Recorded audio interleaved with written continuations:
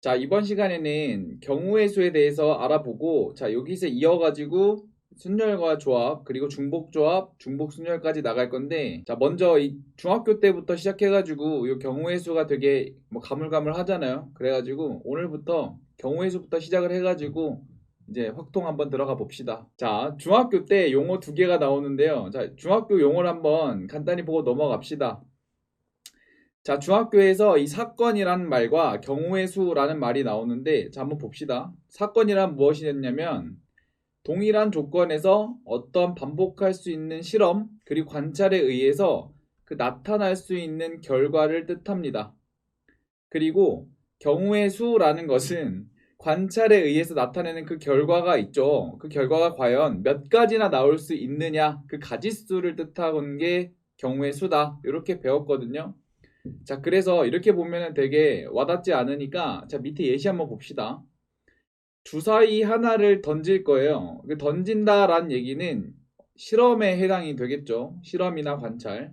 그런데 이제 주사위를 마냥 던지는 게 아니라 결과를 보는 거야. 그래서 결과는 어떤 결과를 볼 거냐면, 짝수의 눈이 나온다라는 결과를 우리가 이제 지금부터 관찰할 거예요. 그러면 사건이란 말은 뭐가 되냐면, 주사위 한 개를 던져서 짝수의 눈이 나온다. 요게 사건이 되겠죠. 그런데 이 경우의 수라는 뜻은 그 사건이 몇 가지나 나오냐라는 거였잖아요. 그러면은 짝수의 눈이 나온다라는 것은 눈이 2 그리고 4 그리고 6 이렇게 세 가지가 나오게 되겠죠. 그러니까 경우의 수는 2, 4, 6 해가지고 총 3개가 보이죠. 그렇기 때문에 경우의 수는 3이다 라고 얘기를 한 겁니다. 자, 그래서 요 밑에 예시 한번 보겠습니다. 자, 1부터 10까지의 자연수가 하나씩 적힌 10장의 카드가 이렇게 놓여져 있답니다. 자, 여기서 한 장의 카드를 뽑을 때, 자, 요거는 실험이나 관찰이 되겠죠. 근데 관찰을 할 건데 그냥 뽑는 게 아니라 10의 약수가 나오는 경우를 우리가 이제 지금부터 관찰할 거예요. 그러면은 요게 바로 사건이 되겠지. 자, 그러면 이 사건이 과연 몇 가지가 나오냐? 그게 바로 경우의 수를 뜻하잖아요. 그러면은 10의 약수가 몇 개인지만 세면 되는 거야. 그러면은 10의 약수는 1, 2, 5, 이렇게 10 이렇게 네 가지가 있거든요. 그러니까 경우의 수는 뭐다? 4가 나오게 되는 거죠. 자, 간단히 짚을 수 있겠죠? 자, 두 번째로 수용도에 대해서 한번 배워봅시다. 자, 이게 많은 학생들이 뭐 경우의 수를 셀 때 그냥 무작정 곱하거나 그냥 더하고 아니면 그냥 일일이 근본 없이 그냥 세는 것만 이렇게 주구장창 하거든요.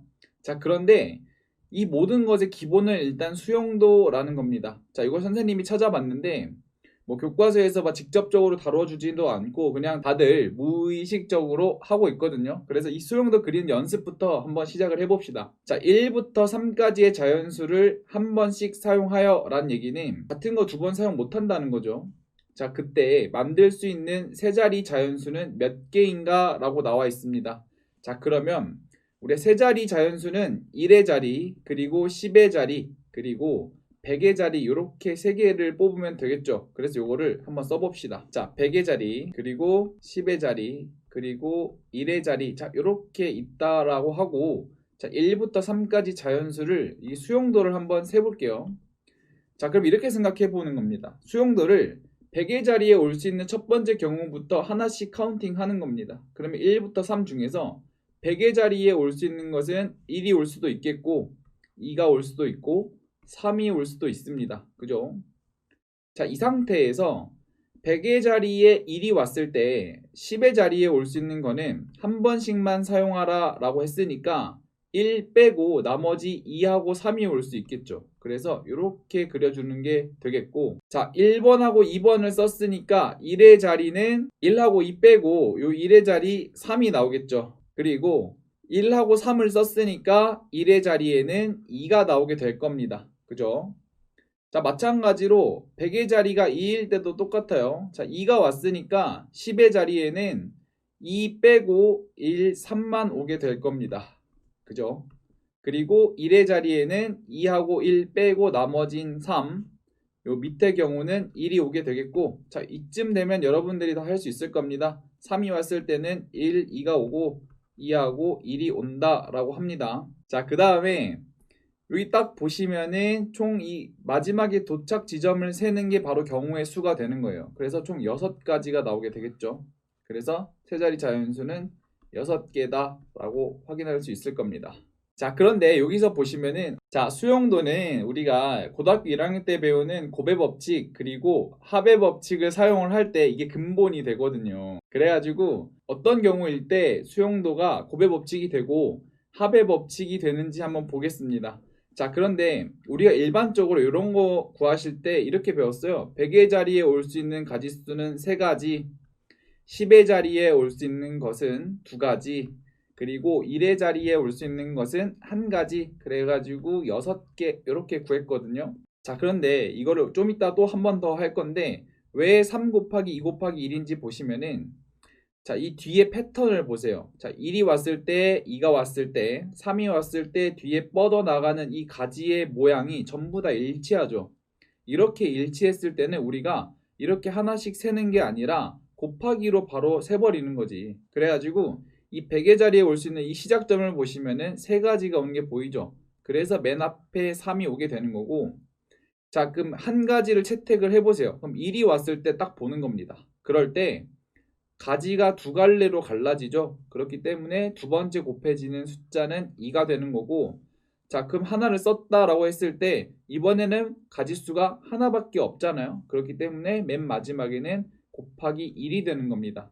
그래서 이렇게 패턴이 일정할 때는 그냥 일일이 다 써보는 게 아니라 요 한 가지만 써가면서 가지의 개수만 파악하면은 우리가 금방 곱의 법칙을 적용을 해서 경우의 수를 셀 수 있다가 되겠죠. 자, 계속 이어서 세 번째 합의 법칙과 곱의 법칙에 대해서 한번 알아봅시다.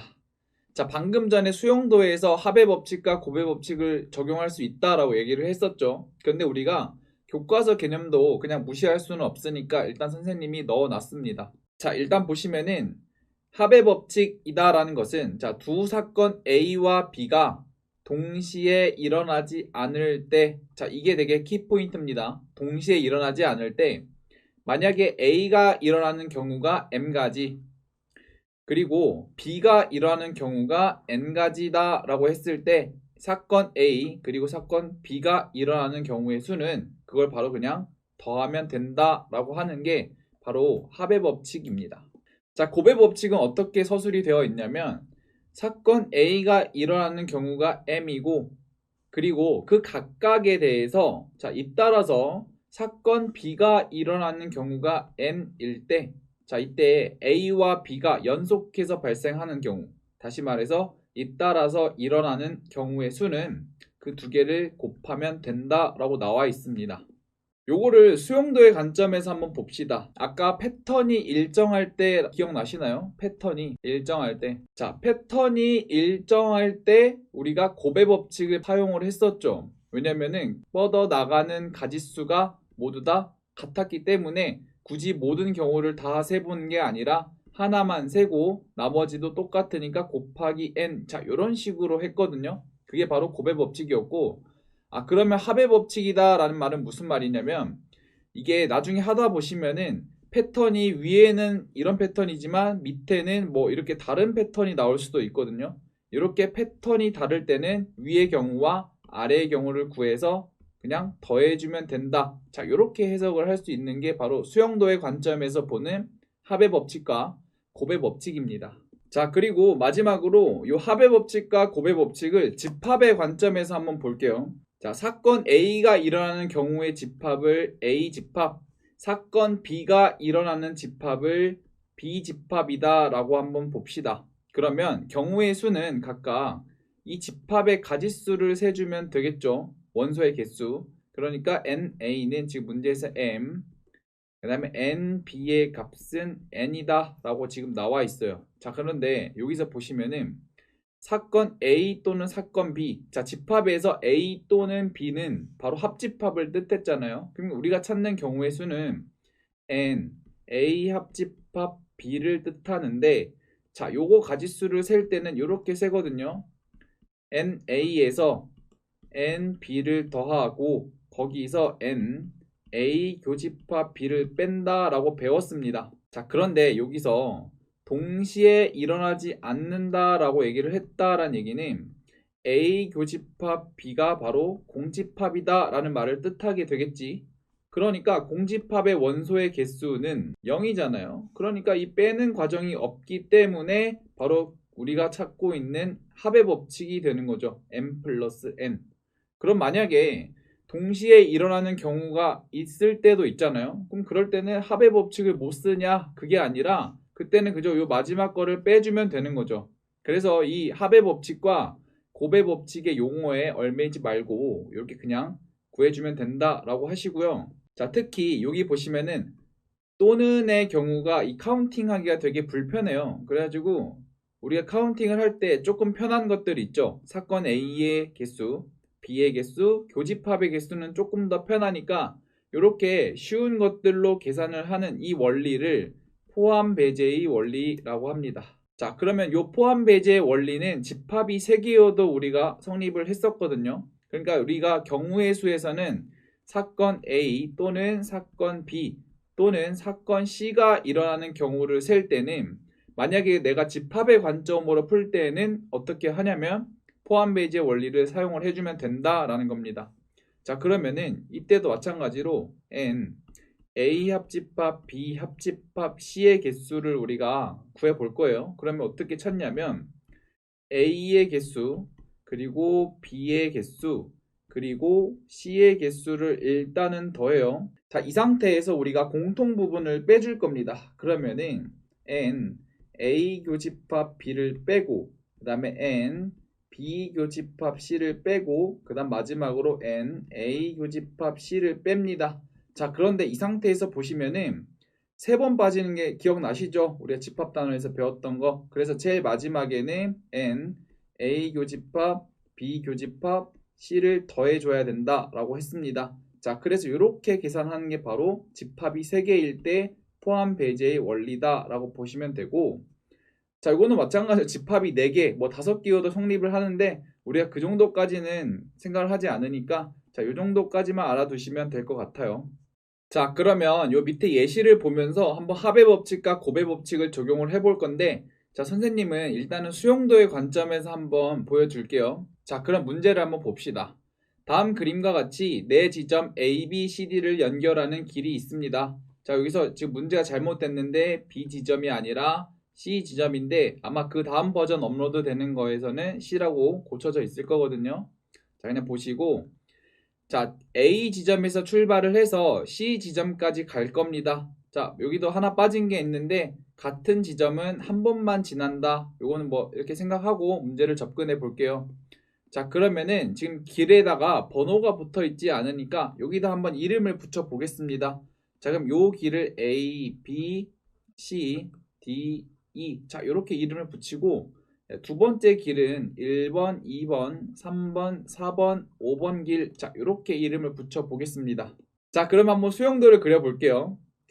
자, 처음에 A에서 선택할 수 있는 길은 이 스몰 a가 보이죠? 자, 요 길을 한번 선택을 해 봅시다. 자, 그럼 만약에 A라는 길을 우리가 선택을 했어요. 그러면 요 길을 따라서 일단 여기까지 온 거죠. 그 다음에 B에서 C로 가면 되는데 갈 수 있는 길은 1번, 2번이 되니까 수용도를 그릴 때 1번, 2번, 자, 요렇게 써주면 되겠죠.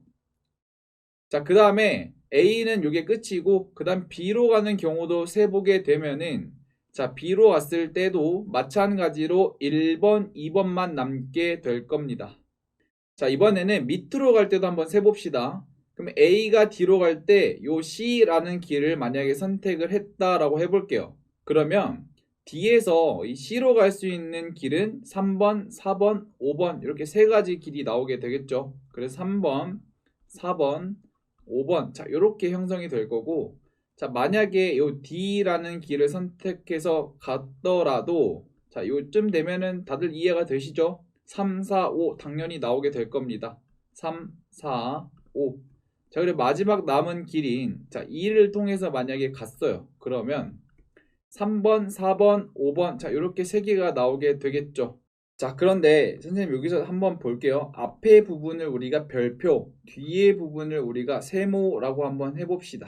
자, 그럴 때 요 별표와 이 세모의 패턴을 한번 보세요. 그러면 이 별표의 패턴을 보시면은 길이 두 갈래로 갈라지죠. 자, 세모의 패턴을 보면은 길이 세 가지로 갈라지는 게 보일 겁니다. 자, 그런데 우리가 아까 수용도에서 설명을 했듯이 곱의 법칙이다 라는 얘기는 패턴이 같을 때는 곱의 법칙으로 설명한다 라고 얘기를 했었고, 자, 이런 경우는 앞에 있는 선택지가 지금 세 가지에서 뻗어 나가는 길이 세 가지니까 3 곱하기 3이 돼서 이 세모의 경우의 수는 9 이렇게 나오게 되겠죠. 자, 별표의 경우는 패턴이 지금 두 가지로 갈라지는 패턴이다 말입니다. 그러면은 앞에 있는 거는 두 개, 길이 갈라지는 것도 두 개니까 이 별표의 경우의 수는 4가 나오게 되겠죠. 자, 이 상태에서 이 별표와 세모는 패턴이 전혀 다르니까 우리가 이 두 개는 합의 법칙으로 처리한다라고 보시면 되겠습니다. 그러면은 마지막으로 4 플러스 9 해서 13이 나오면 되겠죠. 자, 그런데 우리가 요거를 그냥 조금 숙달이 되는 학생들은 이렇게도 구합니다. A에서 B를 갖다가 C로 가는 경우, 그걸 우리가 케이스 첫 번째라고 합시다. 자, A, B, C로 가는 경우를 구할 때 두 개니까 2 곱하기 2 해서 4개 이렇게 구하고, 두 번째 케이스로 A, D, C, 자, 이렇게 구하기도 하거든요. 그럼 A에서 D로 가는 경우는 세 가지, D에서 C로 가는 경우도 세 가지니까 3 곱하기 3 해서 9가 나오잖아요. 그래서 얘네 둘을 결국에 더하면 13이 나온다. 자, 이렇게 일반적으로 구할 겁니다. 그러니까 우리가 케이스 분류를 했다라는 거는 우리가 본능적으로 패턴이 다르다라는 걸 알고 접근을 하는 거고, 그게 조금 숙달이 안 된 학생들은 이렇게 직접 수용도를 그려보면서 어떨 때 패턴이 같고 어떨 때 달라지는지를 구분하셔야 돼요. 이게 어려우면은 뒤에 가더라도 뭐 중복순열, 중복점 나오면 아주 그냥 멸망이거든요. 그래서 무턱대고 답지 보고 아 이거 이해가 됐구나 이게 아니라 항상 이 패턴을 확인을 해보셔야 됩니다. 자, 그럼 우리가 이 예시를 보면서 수용도를 머릿속에 딱 그리시면서 한번 색칠을 한번 해볼게요. 자, 그러면 문제 보시면 다음 그림에 A, B, C, D, E 자 5개의 영역을 자 서로 다른 4가지 색으로 칠하려고 합니다. 자, 그때 인접하는 영역은 서로 다른 색을 칠해서 구별하려고 할 때 자 칠하는 방법은 몇 가지냐라고 했는데, 자 요거 관련되어 있는 영상은 선생님이 요 오른쪽 위에다가 요거 달아둘 테니까 한번 보시고요. 자, 그러면 우리는 인접한 영역이 가장 많은 영역부터 한번 칠해 보겠습니다. 자, 그럼 우리가 A부터 칠하고 B, C, D, E 자 요런 순서로 칠해 볼게요. 그럼 여기다가 A, B, C, D, 자, E 자 요렇게 해서 곱의 법칙을 적용해 나갈 건데, 자 우리가 이 수용도를 그릴 때 보시면은 원래는 A에 1번 칠하고 2번 칠하고 3번 4번 자 요렇게 한 다음에 우리가 수용도를 요렇게 그려 나갔잖아요.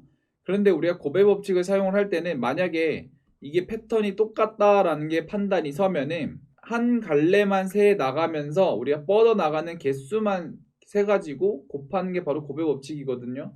그러니까 우리가 하나씩 예시를 들어가면서 세볼 겁니다. 결국에 이것도 수용도를 그리는 거다라고 확인하면 되겠고, 영역을 칠하는데 자, 4가지 색이에요. 그 4가지 색을 1번, 2번, 3번, 4번 색이다 라고 이름을 붙이겠습니다. 자, 그러면 A 영역에 칠할 수 있는 색깔의 숫자는 4가지가 되겠죠. 그러면 일단은 4가지 곱하기, 자 이럴 때 우리가 되게 판단이 안 서면은 여기다가 직접 번호를 부여하면서 세가면 되거든요. 이게 바로 수용도의 한 갈래를 세고 있는 겁니다, 친구들아. 자, 그러면 A의 1번 색을 색칠했으니까 B 영역에는 1번 색 제외하고 2번, 3번, 4번을 칠하면 되겠죠. 그럼 몇 가지? 3가지가 되겠죠. 그러면 마찬가지로 B에도 하나 색칠해 봅시다. 자, 2번 색을 칠했어요. 그러면 C 영역 칠할 차례인데, 자 1번, 2번 색을 제외하고 나머지 3번, 4번을 칠하면 되거든요. 그러면 C 영역에는 2가 될 거고요. 자, 마찬가지로 여기다 하나 칠해 봅시다. 만약에 3번 칠했다 그러면은 D 영역에는 1번, 3번 제외하고 2번, 4번만 칠하면 되겠죠. 마찬가지로 2가지. 자, 만약에 1번, 3번 칠했으니까 뭐 2번을 칠했다라고 합시다. 자, 그러면 영역 2에는 1번, 2번 말고 다른 것만 칠하면 되죠. 그러면 3번, 4번만 칠하면 되니까 두 가지. 그래서 얘 결국에 계산하게 되면은 96이 나오게 되는 겁니다. 자, 이해되시죠? 만약에 이게 이해가 안 되면은 여러분들이 일일이 직접 요 수용도를 그려가면서 한번 확인해 보시고, 왜 영역이 많은 곳부터 칠해야 되는지 궁금하신 분들은 아까 다뤄드렸던 그 영상을 참고하시면 되겠습니다.